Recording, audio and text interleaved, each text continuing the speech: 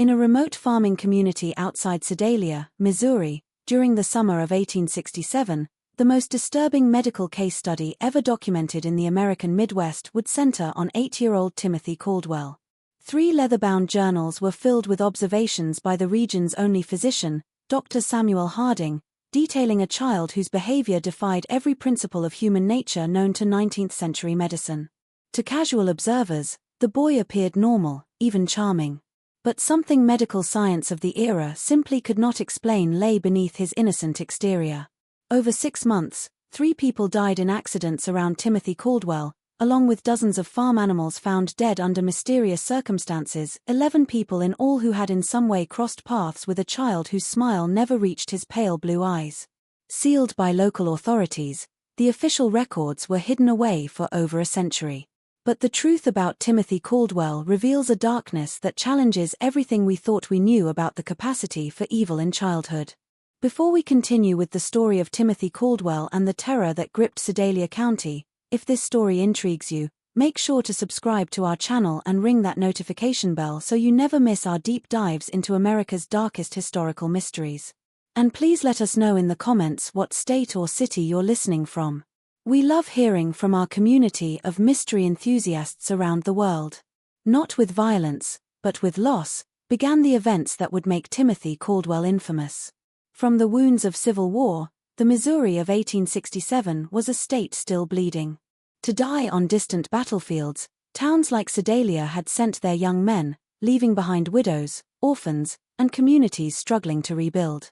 Once prosperous had been the Caldwell farm, nestled in a valley 15 miles south of town.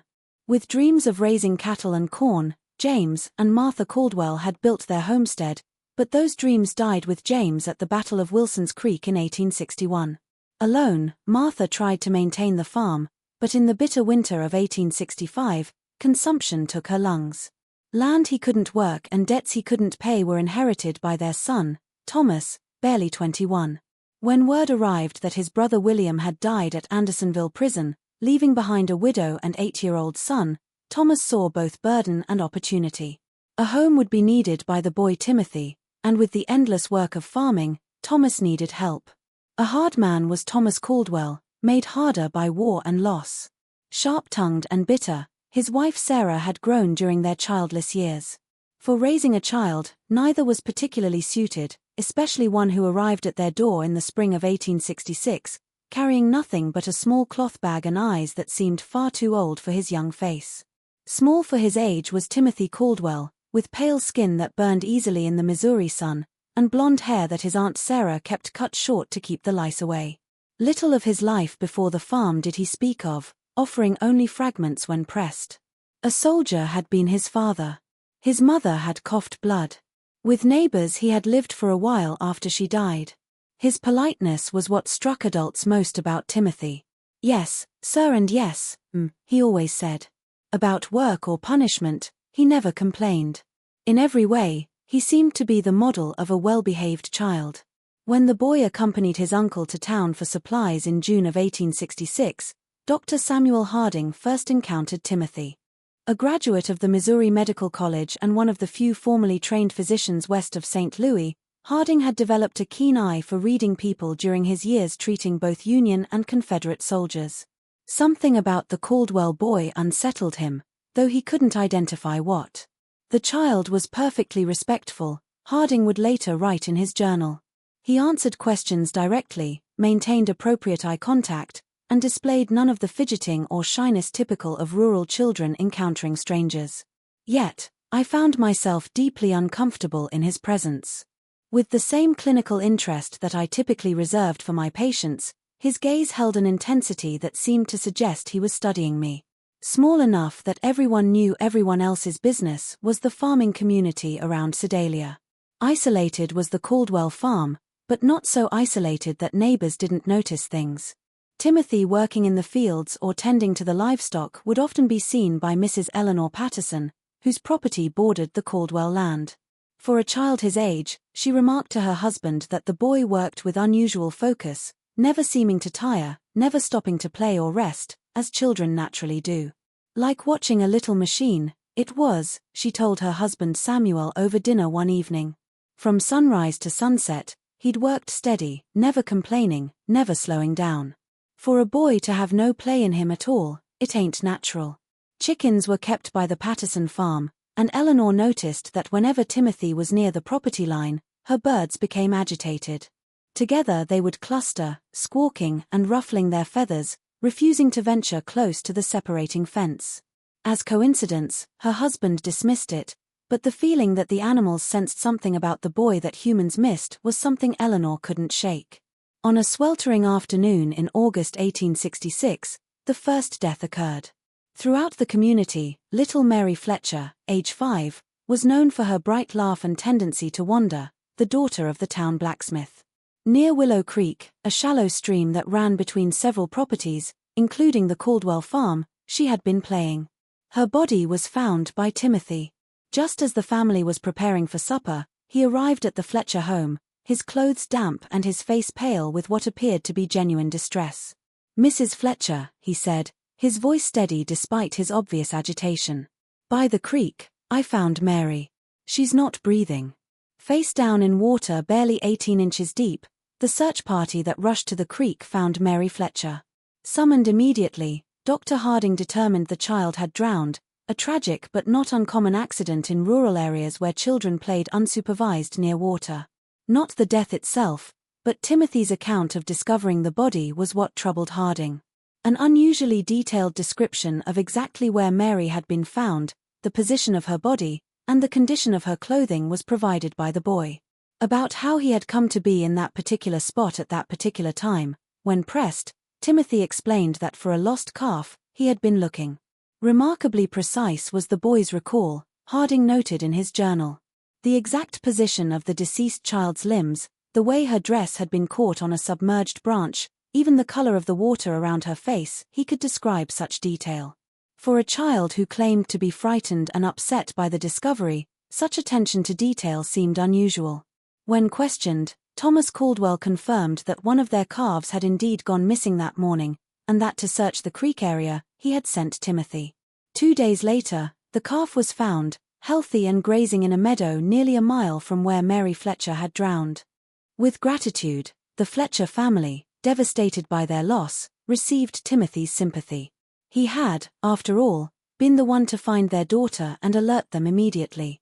Quietly with his aunt and uncle, Timothy sat at the funeral, his head bowed respectfully throughout the service. With appropriate solemnity, he accepted their gratitude when the family thanked him for his quick action in alerting them. "I wish I could have found her sooner," he told Mary's father, his voice carrying just the right note of regret and sorrow. But from across the church, Eleanor Patterson noticed something that nagged at her for days afterward. When Mary Fletcher's mother collapsed in grief during the service, when the sight of the small coffin reduced grown men to tears, Timothy Caldwell's expression never changed. In apparent sorrow, his head was bowed, but when he thought no one was looking, his pale blue eyes remained dry and watchful, taking in every detail of the scene around him. 3 weeks later, the second death came. At the bottom of a rocky outcrop known locally as Devil's Bluff, old Henrik Larsson, a Norwegian immigrant who had worked as a logger before arthritis forced him into retirement, was found. The bluff overlooked the creek where Mary Fletcher had drowned, and to check on the wild beehives he tended, Henrik was known to climb there regularly. Once again, Timothy Caldwell was involved in the discovery. When he spotted something unusual at the base of the bluff, he had been walking home from town. "Mr. Larsson's hat caught on a thorn bush, I saw," Timothy told the gathering crowd. "I called out to him, but got no answer, so to look, I climbed down. His neck broken from what appeared to be a fall from the top of the 40-foot bluff, Henrik Larsson was dead. That the old man had likely died instantly upon impact was revealed by Dr. Harding's examination. The presence of several dead bees scattered around the body, far more than would typically be found away from a hive, was the only unusual aspect of the scene. Those bluffs, Mr. Larsson knew better than any man in the county, Samuel Patterson told Dr. Harding after the examination. For 3 years, he'd been climbing up there. Never had so much as a stumble. That he'd fall now doesn't make sense. When questioned, Timothy suggested that perhaps by bees, the old man had been stung and lost his footing. "How angry they get when you disturb them," he was always talking about, the boy said. Maybe they swarmed him and he got confused. Plausible. Dr. Harding found Timothy's explanation, but something about the scene bothered him. Directly around Henrik's body, the dead bees were all clustered in a small area. If at the top of the bluff, the old man had disturbed a hive, there should have been more evidence of bee activity along his presumed path of flight and fall. Instead, as though the bees had somehow been concentrated around the impact site, it appeared. When to examine the beehives, Harding climbed to the top of the bluff, he found them intact and showing no signs of recent disturbance. Active but not agitated were the worker bees, going about their normal business of gathering nectar from the late summer wildflowers. Any illusions about coincidence were shattered by the third death. While playing in the woods near his family's cabin, 6-year-old Jacob Mills vanished in September 1866. In an abandoned well nearly half a mile from where he had last been seen, his body was found 4 days later. To join the search party, Timothy Caldwell had volunteered. Alongside the adult volunteers, Timothy searched for 3 days, showing for a child his age, remarkable endurance. Intimately, he seemed to know the woods, guiding searchers through areas that even longtime residents found difficult to navigate. When asked how he had learned the terrain so well, Timothy explained that during his free time, he often explored the woods, looking for useful plants and herbs that his aunt could use for cooking and medicine. Just after dawn on the 4th day, Timothy appeared at the Mills cabin. "I think I found something," he told Jacob's father, his voice heavy with exhaustion. "An old well about a half-mile north of here, there is." What sounded like crying, I heard. By fallen logs and overgrown brush, the well was partially concealed. At the bottom was Jacob Mills, alive but barely conscious, suffering from dehydration and exposure. Immediately, Dr. Harding was summoned, but within hours of being pulled from the well, the boy died, his small body unable to recover from the ordeal. For nearly 4 days, the child had been at the bottom of that well, Harding wrote in his journal. In such an obscure location, the fact that Timothy Caldwell was able to locate him raises troubling questions. Of the local terrain, how extensive is the boy's knowledge? What other hidden dangers might he be aware of? More troubling still was Timothy's behavior during Jacob's final hours. Around their dying son, while the Mills family maintained a vigil, Timothy sat quietly in the corner of the cabin, apparently praying. But positioned where he could observe the boy without being noticed, Dr. Harding saw something that deeply disturbed him. Timothy wasn't praying. His lips were moving, but with an intensity that seemed almost scientific. His eyes were fixed on Jacob Mills. Every detail of the dying child's condition, he appeared to be cataloguing: the labored breathing, the pale skin, the way consciousness flickered in and out. When Jacob finally died, no grief or shock showed on Timothy's expression. Instead, there was something that Harding could only describe as satisfaction. After the funeral, an excuse to visit the abandoned well where Jacob had been found was made by Dr. Harding. For reasons he couldn't articulate, the site troubled him. Indeed, well hidden was the well, concealed by natural debris that would have taken considerable effort to move. Yet from this location, Timothy had claimed to hear crying, a claim that seemed improbable given the depth of the well and the amount of brush covering it. As more carefully, Harding examined the scene, he noticed something that the initial rescue party had missed in their urgency to save Jacob Mills. Around the rim of the well, with unusual precision, the debris had been arranged. Logs and branches that should have fallen randomly showed signs of deliberate placement, creating a natural-looking camouflage that would be nearly impossible to spot unless one knew exactly where to look. Too disturbing to voice aloud were the implications, but the suspicion that Jacob Mills had not simply fallen into the well was something Harding could not shake. Someone had placed him there, and until the boy was too weak to survive rescue, someone had carefully concealed the location. That evening, detailed notes about Timothy Caldwell began to be kept by Dr. Harding. The entire community was posed a danger by the boy, if his suspicions were correct. But suspicions were not evidence, and exactly what Harding lacked was evidence. The problem was that by all appearances, Timothy Caldwell was a model child. Regularly with his aunt and uncle, he attended church, sitting quietly through services and reciting prayers with appropriate reverence. Diligently on the farm, he worked, completing tasks that would challenge many adult workers. Respectfully to his elders, he spoke and showed proper deference to authority figures. Most importantly, plausible explanations for his presence at each tragedy were had by Timothy. When he found Mary Fletcher, he had been looking for a lost calf. When he spotted Henrik Larsson's hat, he had been walking home from town. As any concerned member of the community would do, he had volunteered to help search for Jacob Mills. But to look beyond surface appearances, Dr. Harding's medical training had taught him. In treating wounded soldiers, he had learned to recognize the signs of men who killed not from patriotic duty or desperate necessity, but from something darker and more fundamental. In such men, there was a coldness, a disconnection from normal human emotion that manifested in subtle ways: too little reaction to horror, too much interest in suffering, an ability to discuss violence with clinical detachment. All of these characteristics were displayed by Timothy Caldwell, but compressed into the body and face of an 8-year-old child. In earnest, Dr. Harding's investigation began in October 1866. Using his position as the community's physician, he made regular visits to farms and homes throughout the area, ostensibly checking on the health of families still recovering from the hardships of war. In reality, he was gathering information about Timothy Caldwell. A disturbing picture of a child who seemed to exist at the center of an ever-widening circle of misfortune was what he discovered painted. At unusual rates, livestock on neighboring farms had been dying, not from disease, but from what appeared to be accidental injuries. With broken necks, chickens were found, apparently killed by foxes that left no other signs of predation. Mysterious wounds that became infected and led to death were suffered by pigs. Sudden lameness that forced farmers to put them down was developed by horses. To Dr. Harding, Mrs. Eleanor Patterson confided that in the past 2 months, she had lost 17 chickens. "The strangest thing, it is," she said. 1 or 2 at a time, they're dying, always found in the morning with their necks broken clean.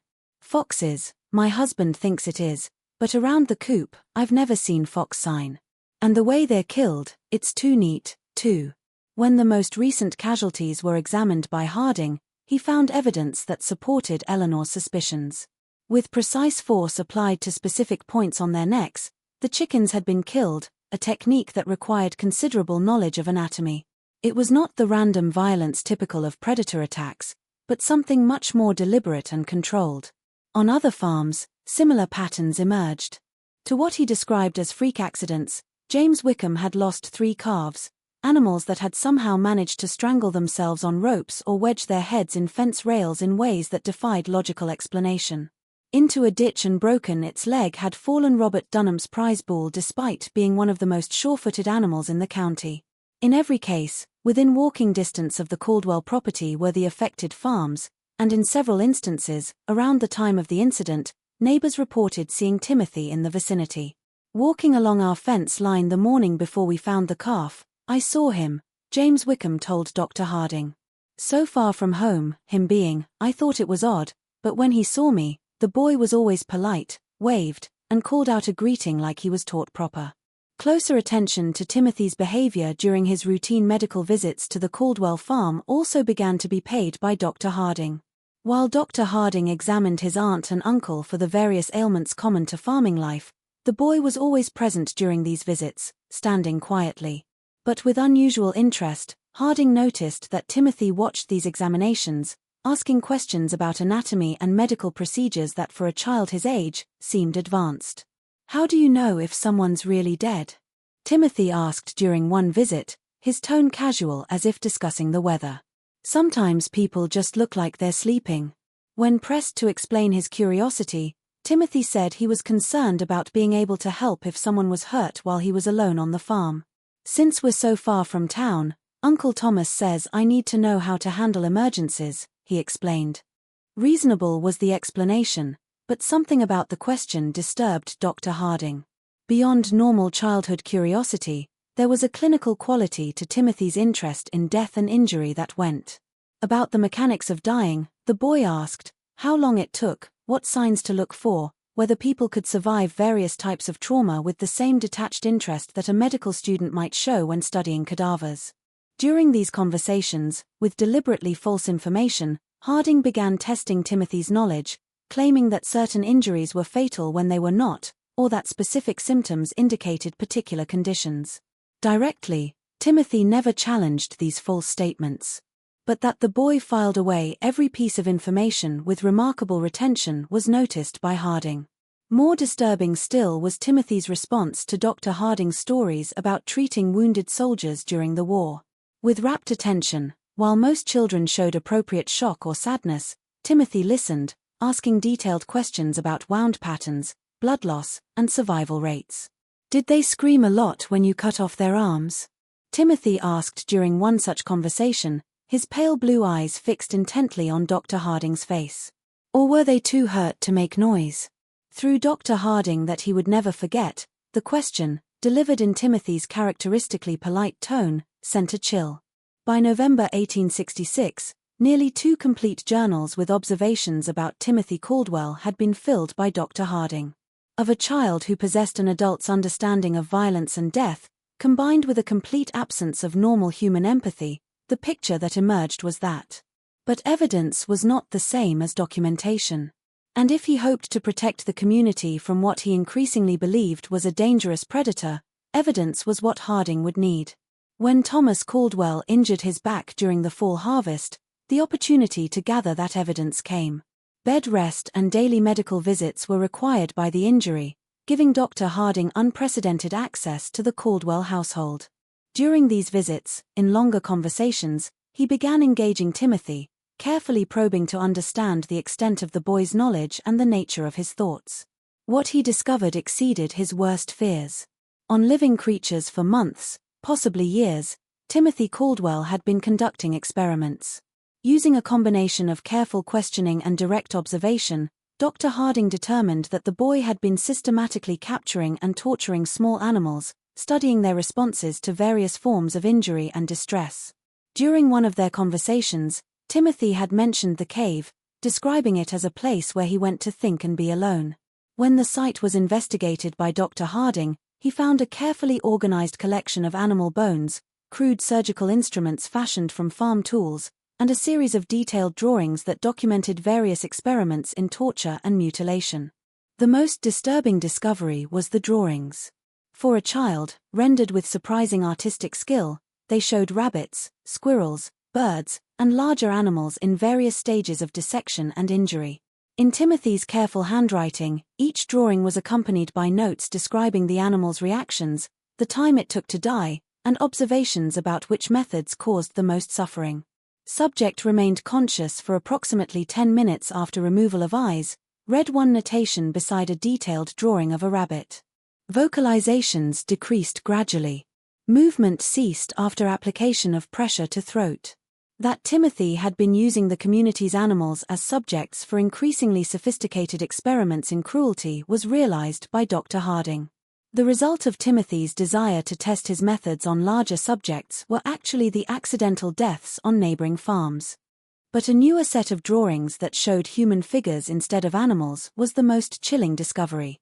In various poses of distress and injury, these sketches depicted children and adults, each accompanied by speculative notes about human anatomy and potential methods of causing harm. Unmistakably Mary Fletcher, the first child to die, was shown in one drawing, a figure that was. Henrik Larsson was depicted in another. With detailed annotations about the effects of dehydration and exposure on the human body, a third showed Jacob Mills at the bottom of a well. Simply present when these people died, Timothy Caldwell had not been. He had planned their deaths, executed those plans with methodical precision, and for future study, documented the results. As Dr. Harding would soon discover, far from over was the horror in Sedalia County. If this story is giving you chills, share this video with a friend who loves dark mysteries. Hit that like button to support our content, and don't forget to subscribe to never miss stories like this. Let's discover together what happens next. An impossible situation was faced by Dr. Harding. 4 multiple deaths, the evidence in the cave proved that Timothy Caldwell was responsible, but through what amounted to a legal search, that evidence had been obtained. Moreover, so far outside the accepted understanding of human nature was the idea that an 8-year-old child could be a calculating murderer that no court would accept such a claim. For understanding antisocial personality disorder or psychopathy, The medical science of 1867 had no framework. The prevailing belief was that children were inherently innocent, corrupted only by bad influences or traumatic experiences. To most people, literally inconceivable was the idea that a child could be born without the capacity for empathy or moral reasoning. Dr. Harding knew that if to local authorities he presented his findings, he would likely be dismissed as a man whose mind had been damaged by too many years of treating war casualties. Away, the evidence would be explained. As a traumatized orphan acting out his grief, Timothy would be defended, and the killings would continue. Instead, to confront Timothy directly, Dr. Harding decided, during his next visit to the Caldwell farm, to walk with him to check on the livestock in the far pasture. He asked the boy. Once they were alone, what he had discovered in the cave was revealed by Dr. Harding. Not what Dr. Harding had expected was Timothy's reaction. No surprise, no denial, no fear at being caught was shown by the boy. Instead, as Dr. Harding described the drawings and notes, he listened calmly, occasionally nodding as if confirming the accuracy of the doctor's observations. "You're not going to tell anyone," Timothy said when Dr. Harding finished speaking. It was not a question or a plea, but a statement of fact delivered with absolute confidence. "Why wouldn't I?" Dr. Harding asked, genuinely curious about the boy's reasoning. Smiled Timothy, the first genuine expression of emotion that Dr. Harding had ever seen on his face. "Because no one would believe you," he said. "And because about what I'll do next, you're curious." On both counts, the boy was right. That his claims would sound like the ravings of a man losing his sanity was known by Dr. Harding. But something that the doctor was reluctant to admit, even to himself, had also been identified by Timothy: a scientific fascination with observing the development of what might be the most dangerous human being he had ever encountered. "How long have you been doing this?" Dr. Harding asked. "Since I was 5, Timothy replied matter-of-factly. "Maybe earlier. With insects I started, then mice, then bigger things.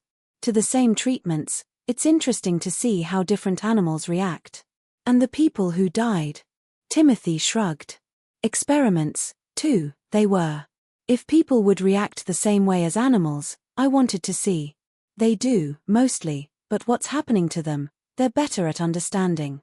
That makes it more interesting."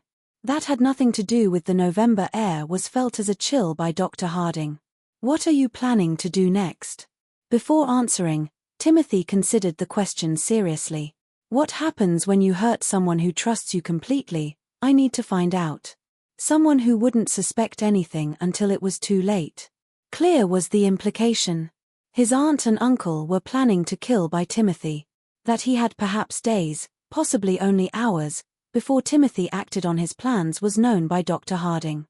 With the casual confidence of someone who believed himself untouchable, the boy had revealed his intentions, and past experience suggested that once he had decided on a course of action, Timothy did not delay. That evening, in Sedalia, Dr. Harding visited Sheriff William Crawford. A practical man was Crawford, who had served with distinction in the Union Army and had little patience for theories or speculation. But regardless of how unusual the circumstances might be, he also trusted Dr. Harding's judgment and was willing to listen to evidence. Carefully, Dr. Harding presented his case, focusing on verifiable facts rather than psychological theories. The drawings and notes from the cave were shown to Crawford, the pattern of deaths and accidents surrounding Timothy was pointed out, and the boy's unusual knowledge of anatomy and violence was documented. Most importantly, to kill his aunt and uncle, Timothy's stated intention was revealed by Dr. Harding. Regardless of the source, this was information that could not be ignored. "Even if half of what you're telling me is true," Sheriff Crawford said after reviewing the evidence, examining each disturbing drawing with growing alarm, "for drawings and suspicions, we can't arrest a child. But we can watch him, and if he tries anything, we can be ready to act." The anatomical precision of Timothy's sketches was studied by Crawford, noting details that even his experience as a Civil War veteran hadn't prepared him for. 4 hours, the two men spent developing their strategy, bringing in Crawford's most trusted deputies, men who had served under him during the war and could be counted on to remain steady under pressure. A comprehensive plan was developed by Dr. Harding and Sheriff Crawford. At his usual time, Dr. Harding would arrive at the Caldwell farm, bringing laudanum ostensibly for Thomas's pain management, but actually to keep both Thomas and Sarah sedated enough to prevent Timothy from harming them easily. Strategically around the farm property, Sheriff Crawford and his deputies would position themselves, close enough to respond quickly, but far enough away to avoid detection. The following morning, the plan was put into effect. As his buggy approached the farmhouse, Dr. Harding noticed immediately that something was different. The usual morning sounds of farm activity, chickens pecking in the yard, pigs grunting in their pen, were absent. An unsettling quiet that made his skin crawl was held by the property. Before Dr. Harding had even climbed down from his buggy, Timothy appeared in the doorway. Perfectly still stood the boy, with predatory focus, his pale blue eyes tracking the doctor's movements. In his usual work clothes, he was dressed, but that Timothy's sleeves were rolled up past his elbows, and his hands appeared to have been scrubbed recently. The kind of thorough cleaning that suggested preparation for messy work was noticed by Dr. Harding. "Good morning, Dr. Harding," Timothy said, his voice carrying its characteristic politeness. But something underneath had changed. There was an anticipation there, an excitement that the boy was struggling to contain. "I've been waiting for you." Through Dr. Harding, the words sent a chill. That he had been expecting this visit was suggested by Timothy's use of waiting. Had perhaps even been counting on it as part of whatever plan he had set in motion. Inside the house, in their bedroom, Dr. Harding found Thomas and Sarah Caldwell, both apparently sleeping peacefully. But as he approached Thomas's bed to check his condition, that the man's breathing was unusually shallow, and his skin had taken on a greyish pallor that suggested more than natural sleep was noticed by him. "What did you give them?" Dr. Harding asked quietly, not turning to look at Timothy, but knowing the boy was watching every move he made. "Just some herbs I found in the woods," Timothy replied, his tone innocent, but his choice of words deliberate. "Around here, there are so many interesting plants growing wild. Very useful properties, some of them have." Weak but steady was Thomas's pulse when checked by Dr. Harding. Similar symptoms were shown by Sarah. Deeply unconscious but still alive was she. Careful about the dosage had been Timothy, whatever he had used. Helpless but alive, at least for now, the boy wanted his victims. "For several hours, they're not going to wake up," Timothy continued conversationally. "Without interruption, that should give us plenty of time to talk." Unlike anything Dr. Harding had ever experienced was the conversation that followed. With the clinical detachment of a medical professor discussing anatomy, Timothy spoke about murder and torture. With scientific precision, he described his experiments on animals and humans, explaining his methodologies and the insights he had gained from each death. "That drowning is actually quite slow, Mary Fletcher taught me," Timothy said, settling into a chair as if beginning a pleasant afternoon chat. "Everyone thinks people just slip under the water and disappear, but that's not how it works at all. There's struggling and panic and this interesting pattern of breathing attempts before the person finally gives up. For almost 3 minutes, I had to hold her down before she stopped fighting." Felt his blood turn to ice did Dr. Harding. "You held her under the water?" Nodded eagerly, Timothy. "By the creek, she was playing, and on the bottom, I told her I'd found a pretty stone. When she bent over to look, I just pushed her head down and held it there. So small was she that it didn't take much strength, but harder than I expected, she fought. That people have much stronger survival instincts than animals, that's when I realized. More complicated, that was, Henrik Larsson," Timothy admitted. "Physically, I couldn't overpower him, so more creative, I had to be. That every Thursday morning, he checked his beehives, I knew, so the night before, I went up to the bluff and loosened some of the stones along the edge. Then from one of his hives, I collected bees and put them in a cloth bag." As he described his methodology, Timothy's eyes gleamed. "When to check the hives, Mr. Larsson climbed up, I was waiting behind some rocks. At his face, I threw the bag of bees and started shouting that a massive swarm was attacking him. Right over the edge where I'd weakened the stone barrier, he panicked and stumbled backward. Just like I calculated it would, the fall killed him instantly. And Jacob Mills, of all, Jacob was the most interesting," Timothy said, his voice taking on the tone of a teacher sharing a particularly fascinating lesson. "Like the others, quickly I didn't kill him. Over several days, What would happen if someone died slowly, I wanted to see.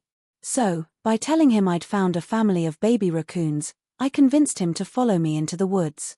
Paused Timothy, seeming to savor the memory. So concerned about the imaginary baby animals was Jacob that about the danger, he didn't think twice. Into the well, I helped him climb down. Then, to cover the opening, I moved the logs and brush. For 4 days, I visited him every day, bringing him just enough water to keep him alive, but not enough to let him recover his strength.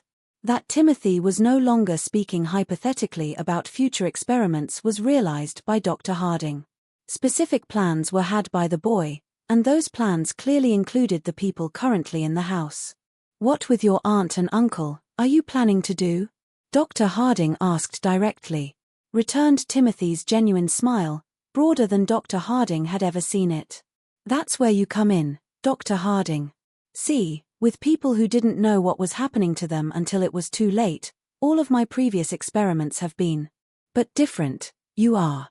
Exactly what I am and what I'm capable of, you understand. For a completely new type of study, that makes you the perfect subject. As Timothy spoke, around the room, he began moving, gathering items that as potential weapons were recognized by Dr. Harding: rope from the barn, a heavy candlestick from the mantelpiece, several sharp kitchen implements. With methodical precision, as if preparing for surgery, the boy organized his tools. What happens when someone who knows they're going to die tries to save people they care about? I want to find out, Timothy continued, his excitement growing. To save Uncle Thomas and Aunt Sarah, will you sacrifice yourself? Even though you know I've planned for that possibility, will you try to fight me? And abandon them to save yourself? Will you try to run away? That the time for conversation had passed was known by Dr. Harding. Enough of his plans had been revealed by Timothy to make clear that in immediate mortal danger was everyone in the house. From his medical bag, he drew the pistol and pointed it at the boy. Step away from the knives, Timothy, Dr. Harding said, his voice steady despite his racing heart. With interest rather than fear, Timothy looked at the pistol. A Navy Colt, that is, isn't it? He asked conversationally. In books about the war, I've seen pictures of them. How many bullets does it hold? 6, Dr. Harding replied automatically, then immediately regretted providing the information. And how many people are you trying to protect? Timothy asked.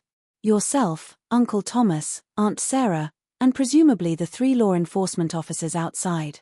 That's 6 people, if my counting is correct. So, even if you shoot me, all your ammunition, you'll have used up. Closer moved Timothy, no longer bothering to stay out of pistol range. What I am, you want to know how I became, he said, his voice taking on an almost hypnotic quality. Whether I was born this way or whether something made me this way, you want to understand. If there are others like me and how to recognize them before they start killing, you want to know. Each statement was true, and as frightening as his capacity for violence was Timothy's ability to identify and exploit Dr. Harding's intellectual curiosity. Well enough to predict their behavior and manipulate their responses, even when they knew they were being manipulated, the boy understood people. As Timothy approached his sleeping uncle with a length of rope in his hands, the confrontation came. To intervene, Dr. Harding stepped forward, but with surprising speed and strength, Timothy moved, producing the kitchen knife and slashing at the doctor's arm. Violent but brief was the struggle that followed. With the desperate ferocity of a cornered animal, Timothy fought, using the knife with skill that spoke of considerable practice. Smaller and weaker than Dr. Harding was the boy, but he was also faster and more agile, and with the calculated precision of someone who had studied anatomy extensively, he fought. Timothy's wrist was managed to be grabbed by Dr. Harding and twisted until the boy dropped the knife, but immediately from his clothing, Timothy produced another blade. That the boy had prepared multiple weapons and positioned them strategically throughout the house became clear. From their concealed positions, the sound of their fight brought Sheriff Crawford and his deputies running. Through the back door, they burst to find Dr. Harding struggling with Timothy while on their bed. Thomas and Sarah Caldwell lay unconscious, apparently unaware of the violence occurring around them. While Dr. Harding caught his breath and checked on the unconscious couple, Deputy Mitchell quickly subdued Timothy. When the dust settled, in the corner of the room, Timothy Caldwell sat calmly, his clothes torn and his face blooded, but his pale blue eyes still holding that same cold intelligence that had first disturbed Dr. Harding so many months earlier. "Anything you can't prove," Timothy said as the deputies secured him with ropes. "That a child did all those things, nobody will believe." With a mixture of disgust and fascination, Sheriff Crawford looked down at the boy. "Maybe not," he said. "But everything, we don't have to prove. Regardless of your age, attempting to murder your family is enough to see you locked up." At that, smiled Timothy. The same genuine expression of emotion that Dr. Harding had seen the day before. "You won't hang me," he said with absolute confidence. "I'm too young and I'm too interesting. Instead, to study me, someone will want." Just when we thought we'd seen it all, the horror in Sedalia County intensifies. If this story is giving you chills, share this video with a friend who loves dark mysteries. Hit that like button to support our content, and don't forget to subscribe to never miss stories like this. Let's discover together what happens next. About his fate, Timothy Caldwell was wrong, but about the impossibility of proving his crimes, right. When to county prosecutors, Sheriff Crawford attempted to present the evidence from the cave, exactly the resistance that Dr. Harding had predicted was encountered by him. As the products of a disturbed child acting out trauma from his parents' deaths, the drawings and notes were dismissed. By coincidence compounded by Timothy's unfortunate habit of being helpful during emergencies, the pattern of accidents and deaths was attributed. However, the attempted murder of Thomas and Sarah Caldwell could not be explained away. With clear intent to kill, 3 law enforcement officers had witnessed Timothy attacking his sleeping relatives. That an 8-year-old boy would attack family members with a knife unless something fundamental was wrong with his character could not be argued by even the most sympathetic observers. For dealing with violent children, the legal system of 1867 had no framework. For adult prosecution, Timothy was too young, but for simple placement in an orphanage or reformatory, too dangerous. Throughout the region, the case created unprecedented challenges for Missouri's justice system, attracting attention from legal scholars and medical professionals. After weeks of legal wrangling and consultation with experts from as far away as Boston and Philadelphia, a compromise was reached. To the custody of the Missouri State Hospital for the Insane in Fulton, Timothy would be remanded, where by the most advanced alienists available in the region, he would be studied and treated. Completely, the decision satisfied no one. For murder, prosecutors wanted Timothy tried as an adult, while that no child so young could be held responsible for his actions was argued by defense attorneys. Between those who believed Timothy could be rehabilitated and those who considered him incurably dangerous, medical professionals were divided. To accompany Timothy to the hospital and remain there for 3 months, documenting the boy's behavior and working with hospital staff to develop an understanding of what they were dealing with, volunteered Dr. Samuel Harding. One of the first systematic examinations of antisocial behavior in children became the resulting case study, though until decades after the events, it would not be published. With the same calculating intelligence he had shown on the farm, Timothy adapted to hospital life. To mimic appropriate emotions and responses, he quickly learned, convincing several staff members that in overcoming his traumatic episodes, he was making remarkable progress. When discussing his crimes, Timothy would cry convincingly, express remorse that seemed genuine, and display what appeared to be authentic gratitude for the care he was receiving. But that Timothy was merely studying the people around him, learning to manipulate them more effectively was observed by Dr. Harding. What amounted to a comprehensive catalogue of human emotional responses had been created by the boy, and despite feeling none of the underlying emotions himself, he could reproduce these signals with remarkable accuracy. Remarkable cognitive abilities coupled with complete absence of genuine emotional response are displayed by the subject, Dr. Harding wrote in his detailed reports. To deceive casual observers, he has learned to simulate normal human reactions with sufficient skill. But extended observation reveals the performance to be entirely artificial. As the face people make when they want something good to continue, Timothy understands happiness, and as the face people make when they want others to help them, sadness. But either emotion himself, he has never actually experienced. The extent of Timothy's violent fantasies and future plans was also revealed by Dr. Harding's evaluation. When by pretending to be fascinated by the scientific approach to studying human behavior, the boy believed he had gained Dr. Harding's trust, Timothy began sharing ideas for future experiments that, almost restrained by comparison, made his past crimes seem elaborate scenarios for testing human responses to various forms of psychological and physical torture has he developed, Dr. Harding reported confidentially. As well as a sophisticated understanding of human psychology, his plans demonstrate remarkable creativity and attention to detail. If he were allowed to mature and gain additional resources, in American history, he would likely become one of the most dangerous individuals. That Timothy remained at the facility for 18 months is shown by the hospital records. During that time, that bore the hallmarks of Timothy's methods, several unexplained incidents occurred. In circumstances that suggested accident or natural causes, other patients were found dead, but which, when examined carefully, showed patterns of deliberate planning. After interacting with Timothy, 3 elderly patients died from apparent heart failure, though all had been in relatively good health previously. What appeared to be accidental falls that resulted in serious injuries were suffered by 2 younger patients. But in areas where earlier in the day, Timothy had been seen, both incidents occurred. Most disturbing were the reports of patients who claimed Timothy had been visiting them at night, standing silently beside their beds and watching them sleep.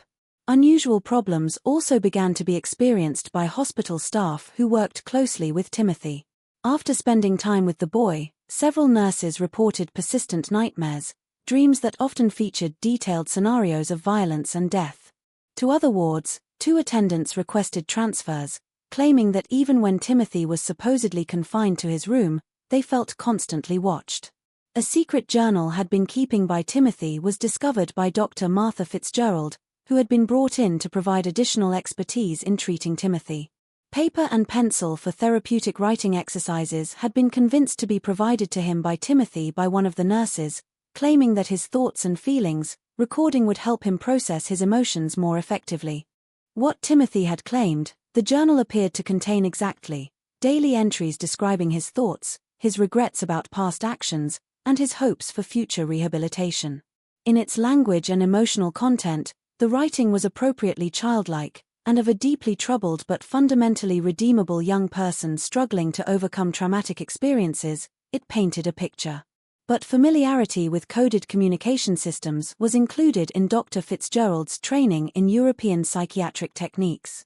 When to Timothy's journal, she applied analytical methods, she discovered that a sophisticated cipher system was contained in the innocent-seeming entries. In disturbing detail, the decoded messages revealed Timothy's true thoughts and plans. Rather than experiencing remorse or rehabilitation of the hospital, its staff, and its security procedures, he was conducting a systematic study. Merely to escape, his goal was not, but to develop more advanced techniques for manipulation and murder, to use his time in confinement. Day 47. Authentic. Dr. F believes my tears during today's session were, read 1 decoded entry. Increased sympathy and reduced suspicion, her response pattern indicates. 4 physical contact during sessions, 3 more weeks of consistent performance will be required to establish sufficient trust, I estimate. To an immediate tightening of security procedures and a reduction in his contact with hospital staff led the discovery of Timothy's coded journal.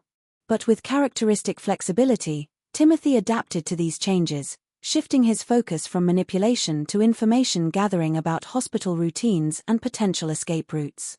Under circumstances that were never fully explained, in the summer of 1868, Timothy Caldwell disappeared from the Missouri State Hospital. That despite being under constant supervision by multiple guards, he had somehow managed to escape during a transfer between buildings was concluded by the official investigation. That Timothy's escape had been far more sophisticated than the official report suggested was suspected by Dr. Harding. Throughout his confinement, the boy had demonstrated remarkable patience and planning ability, and that he had spent months preparing for his departure seemed likely. That he had been manipulating the facility staff far more successfully than anyone had realized was suggested by evidence discovered after Timothy's disappearance. In the weeks before his escape, several guards reported having made small policy exceptions for Timothy, allowing him slightly longer exercise periods, providing him with additional reading materials, making minor adjustments to his daily routine that individually seemed harmless, but collectively may have created opportunities for escape. That facility and its personnel, he spent a year and a half studying, Dr. Harding wrote in his final report on the case. By the time he made his move, then they understood themselves, he understood the psychology of every person who worked there better. An act of desperation, his escape wasn't. Of a carefully executed plan, it was the culmination.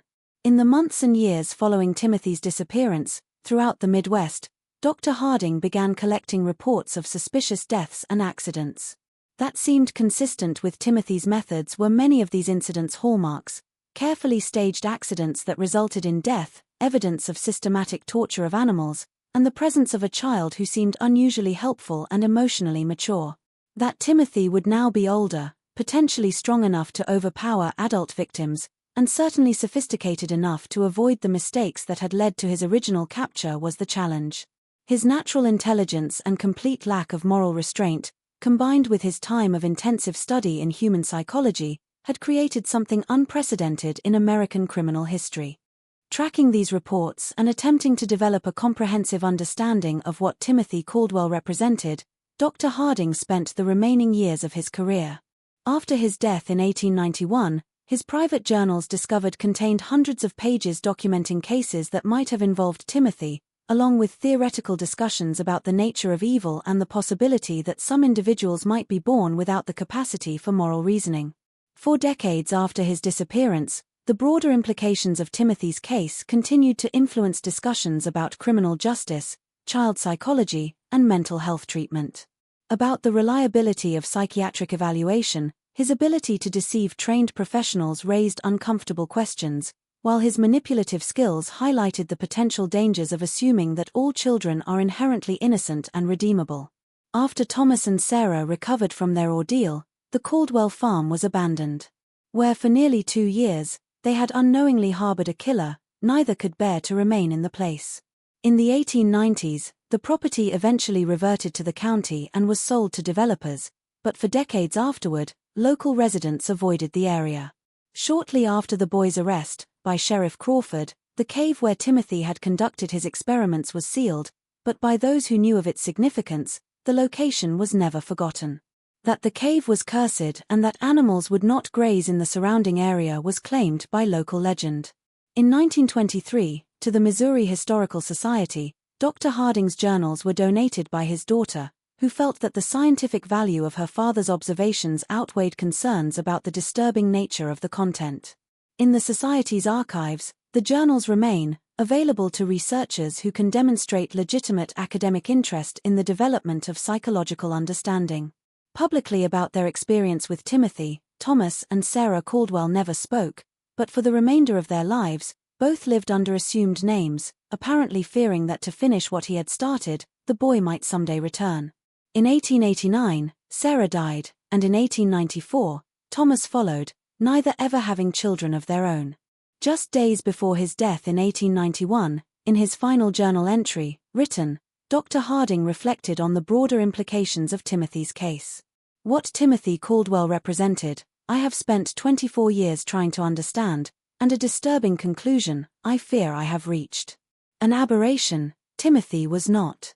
Of what human beings might become when stripped of the moral and emotional constraints that we consider fundamental to our nature, he was a glimpse. Who understands human psychology better than any trained professional? If he survived to adulthood, then somewhere in America, there walks a man, who can manipulate people with supernatural skill, and who views the rest of humanity as nothing more than subjects for experimentation. That evil can wear the face of innocence, this mystery shows us, and that about childhood and human nature, our assumptions may be dangerously naive.